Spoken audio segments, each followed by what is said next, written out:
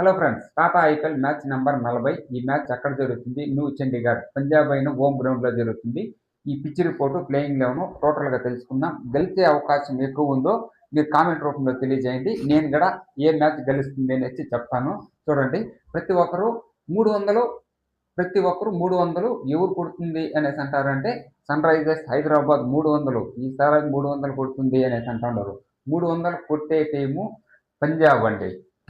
హైదరాబాద్ కంటే పంజాబ్ చాలా స్ట్రాంగ్గా ఉంది.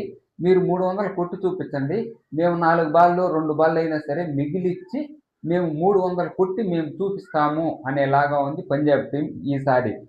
ఇప్పుడు ప్లేయింగ్ 11 చూస్తాం ఎలా ఉంటుందో.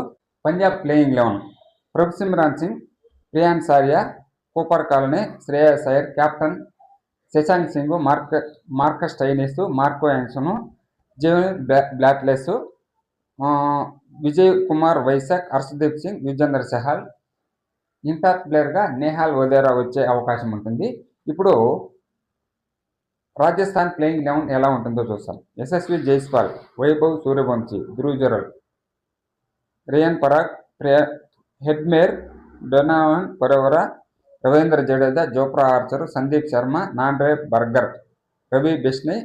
ఇంపాక్ట్ ప్లేయర్ తుషార్ దేశపాండే వచ్చే అవకాశం ఉంటుంది. ఈ మ్యాచ్లో టోటల్గా మీరు ఇది చేసిన తర్వాత ఎవరు గెలుస్తారనుకుంటున్నారో మీరు కామెంట్ రూపంలో తెలియజేయండి.